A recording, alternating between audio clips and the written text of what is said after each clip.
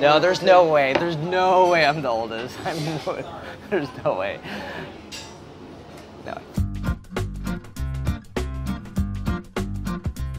After almost 60-something years, 66 years? I don't know the exact number, how long Bon Appétit has been around. Sorry, I bet majority of the staff doesn't know either.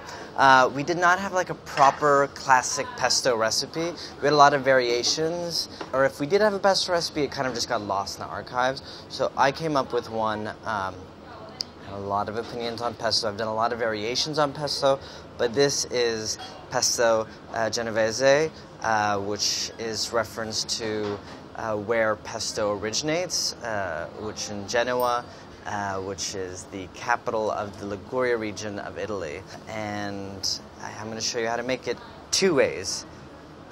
First, I don't know. First, I think I'm going to go with the food processor. Oh, no, it's not like, no. First, I'm going to go with the mortar and pestle, and then I'm going to go with the food processor. My pine nuts here. This is a 1/3 cup pine nuts. I'm going to toast them. This is at 300. Let's just watch it. Okay. I think you want a pestle. I wouldn't go any smaller than this, otherwise it's just going to take you a long time. I imagine these are the ones you would find in Italy. A marble base or mortar and then an olive wood pestle. First, we're going to take 2 cloves of garlic. And we're just going to give it like a little, get in here. You have to, like, I feel like overhead is the way to go here. So I'm just going to give it like a little pound, like that. I'm going to add a touch of salt so it acts as an abrasive. Then, so already you're just crushing the garlic, and you want it to get to a really fine paste before you add the next ingredient.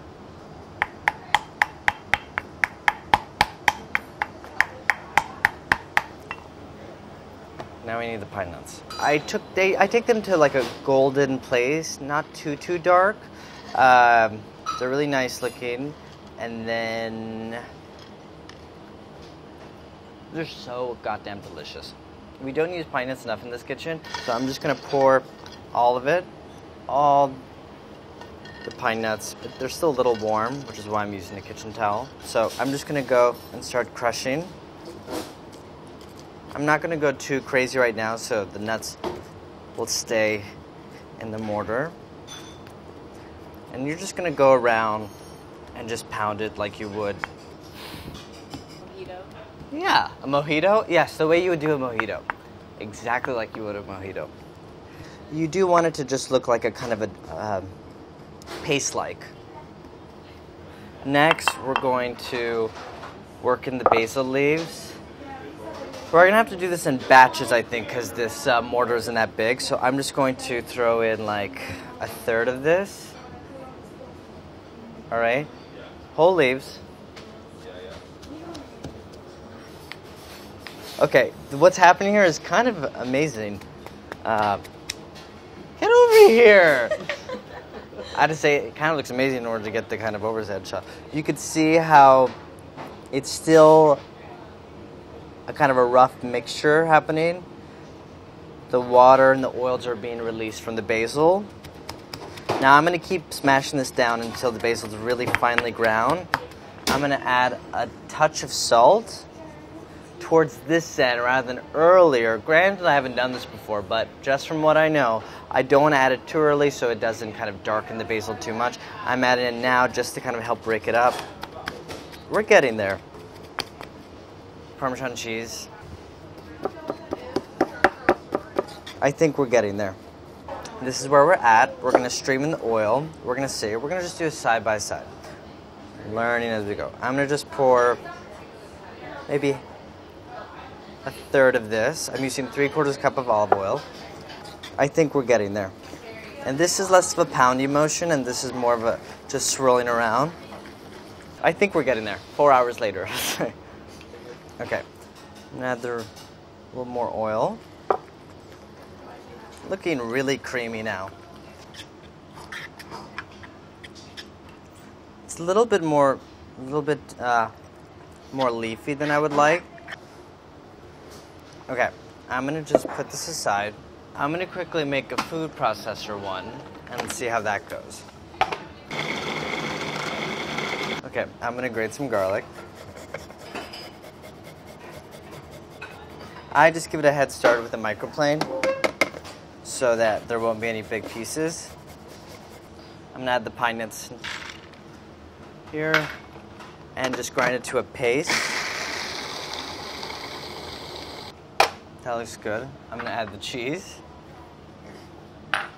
Different order than I did with the mortar and pestle, but this is the way we test it out. And I just kind of wanted to get everything combined before I added the basil. Looking for it to kind of come together to a paste, or not a paste, but just like, you'll see how it gets more and more coarse.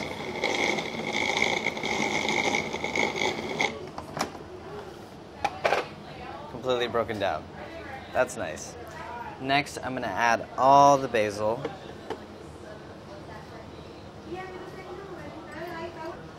A teaspoon of salt.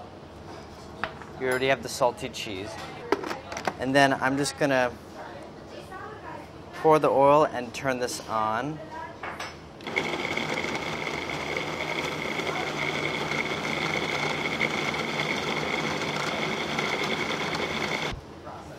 What?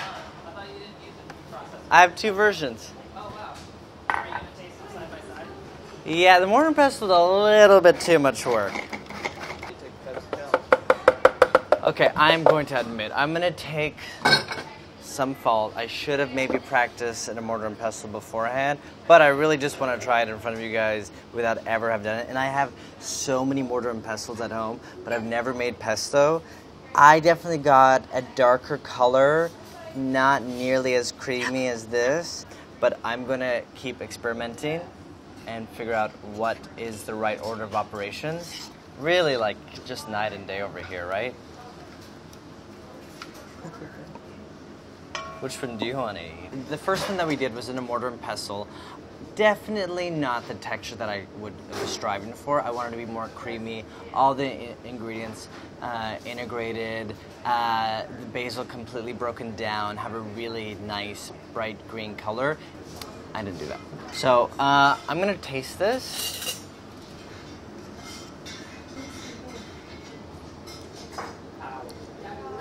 I have to say, it tastes very, very delicious. It's definitely ugly, but delicious. Next, try this. So this is the pesto made in a food processor. Obviously, it looks very different. Definitely you have a brighter green color to it. I'm gonna get a new spoon.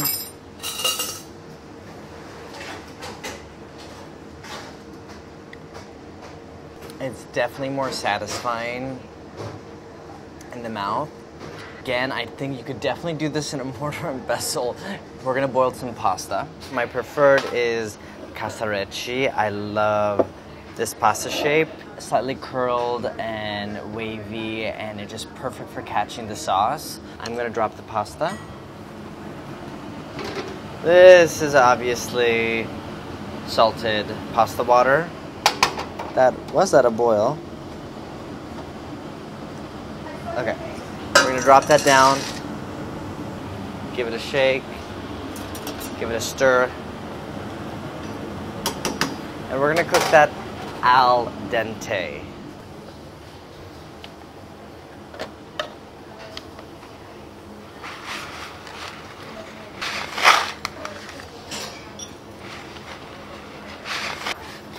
I never ever cook spaghetti. It's not my... What? Wow. So this is good television. We're gonna drop this into boiling water. So I want to talk a little bit about the pasta. What you do is you cook the pasta till al dente and you just add it to a bowl because the pesto doesn't need to cook. It's a cold sauce that will just be heated from the residual heat of the pasta and a little bit of pasta water. Duh. I'm gonna grab some pasta water. just grab a cup for now. Okay, spaghetti seems to be done first. I'm gonna pull this over here. Okay, so this is this is definitely not traditional. And you don't have to put it in, and that's totally fine. I like to finish my pesto with a bit of butter, just a touch. So each of these are gonna get 2 tablespoons butter. I'm just gonna cut it into pieces so that it can melt quickly.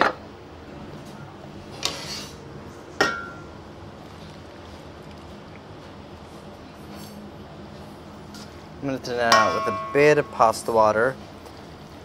I would go just a 1/4 cup. It smells very, very good. Ooh.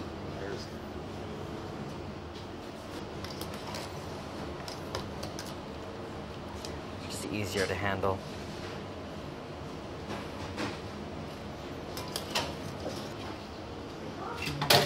Spoon, add our butter, and give it a toss. Look at that. This doesn't need as much pasta water. I find long pastas need a touch more pasta water than their shorter cousins. Maybe just 2 tablespoons. I love how it coats the pasta. This is a beautiful shape. That's that. Look at that. Oh, it's so pretty. Look at that, Chris. That's nice.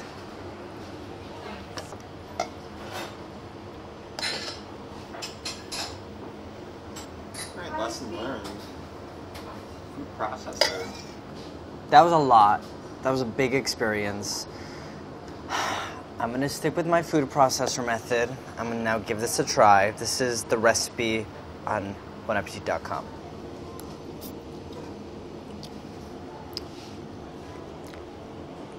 The thing what I love about this recipe, it's so balanced between the pine nuts, the cheese, the basil, the oil, the garlic, and it comes together fairly quickly. Maybe 2-3 minutes in a food processor. It's my take on pesto genovese.